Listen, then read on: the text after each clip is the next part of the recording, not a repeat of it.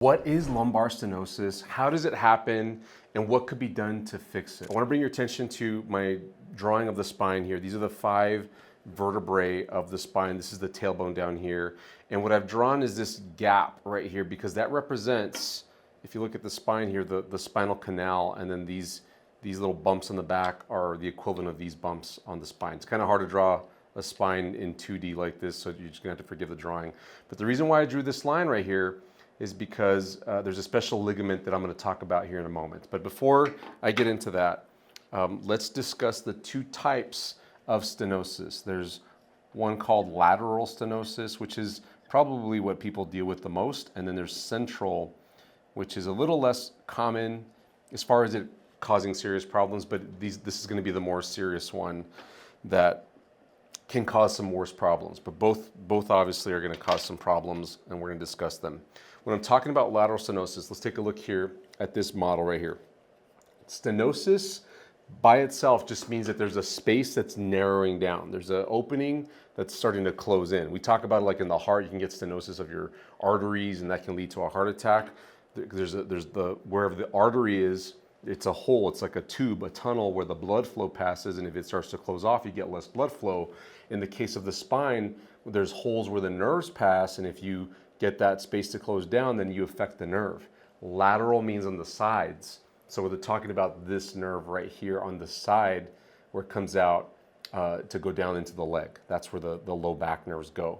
Then there's central stenosis, which is on the spinal cord right here in the middle. If that space starts to close in, that would be called central stenosis.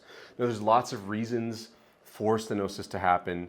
The most common is probably going to be a disc herniation. So here in this model, the red part of the middle is the disc, and if you herniate it, meaning it starts to bulge outwards from where it lives, if it goes into this side space right here, that would be called lateral stenosis from a posterior lateral disc bulge. Posterior meaning the back, lateral, so posterior lateral combined, and that would pinch the nerve on the side. If you get what's called a direct posterior, central posterior, then that would be on the inside where the spinal cord lives, and that's how you get it pinched right here. Now that's one version of central stenosis because it can happen from many different things. In certain cases, there might be a cancer that's causing a bulge there, or you can have arthritis effects in the joints where the bone starts to grow, and that can impinge on the nerve as well. There's many different reasons for the holes to close in.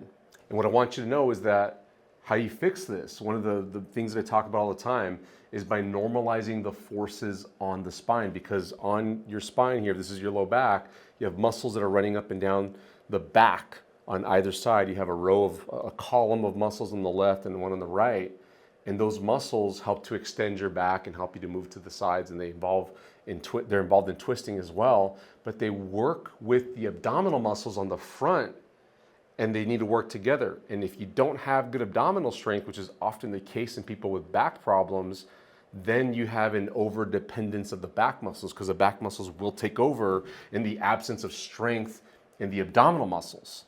This is what sets up what I call the muscle imbalance.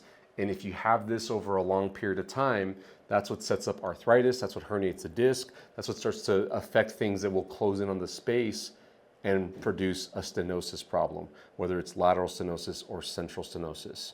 Now, one extreme case of central stenosis is something where the ligamentum flavum, which is, you don't have to know that name, but it's just a ligament that's on the backside of the hole where the spinal cord passes. So within this area right there, there's an elastic ligament. Elastic because it can stretch a bit and then return to its normal size.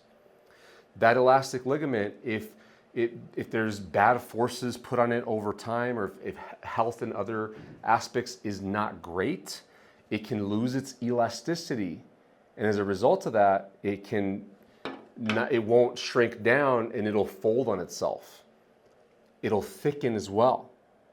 And that folding on itself or that thickening will take up space inside the spinal canal, the tunnel for the spinal cord, and that can cause stenosis. And this can set up something called neurogenic claudication, which is like the worst situation if you have central stenosis in your lumbar spine. This is the type where you stand up and you start getting tingling, pain, maybe numbness into your legs and weakness, and then people have trouble with walking as a result of that.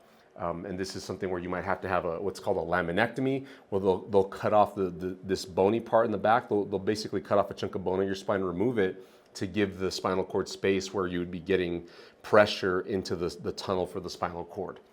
Now, the surgery seems to be pretty successful based on what I've seen in patients and what we've seen in research studies, but you want to try to avoid that situation to begin with because that's an extreme situation. Usually those people have been dealing with these back problems for a long time. So the way it would work for central stenosis is if you were to stand up and you have that ligament there that just buckles or it's thickened, you'd get an occupation of this space right there. And if your spinal cord, I'll draw it in yellow and orange, I mean, it runs through here and it might be thicker than that. It can get compressed right there. The other thing is you have discs in this area that could get herniated and that could start to press on the nerve right there. So that's where you would have the stenosis happen when you have thickness there, and or it could be both situations where the disc is herniating. And what the surgeon can do that could help you is they'll do a laminectomy, which is where I'll draw it in red, they'll cut this part out right there. And so now you don't have something pushing on the outside, and people do just fine with this. And so after the surgery, now you have this opening right here. Your skin will close over it, and you'll have an incision there, but there's no bone anymore. This part of the bone has been removed, and now you have space so that you don't have a stenosis problem, and you can improve with your walking, hopefully. But all of this could be prevented if, as soon as possible, you start to fix the muscle imbalance, because if you have better strength in your abdominals in the front right here, these are your abdominals. We'll say this is your belly button about right here because it's usually in line with L3. These are 1, 2, 3, 4, and 5, and then this is your sacrum. And these abdominals, they wrap around your rib cage, they attach to the rib cage, they attach to the pelvis bones, and they send muscle fibers, the deepest abdominal muscles that connect to tendons that go to your back. And then because they connect to your rib cage and the pelvis bones, your hip bones, they can change the forces through your spine so that you're not developing herniated discs and problems with your ligaments and flavum. You're putting the normal forces through the spine here so you're not setting up more stenosis problems. If you can fix the root muscle imbalance by getting stronger abdominals, and it's usually the lower abdominals below the belly button. That's why I like to highlight that, because that directly influences the stability to this area of the spine. If you can get more stability from the abdominals and not overuse those big back muscles back here, then you set up the best pressures through the spine here, and you're gonna help out your stenosis problem for the long term. If you have back problems and you've had them for a long time, there's a muscle imbalance that I was talking about here, but I go a lot more into depth in this video right here. It's called 99% of back problems are caused by this. Go check it out.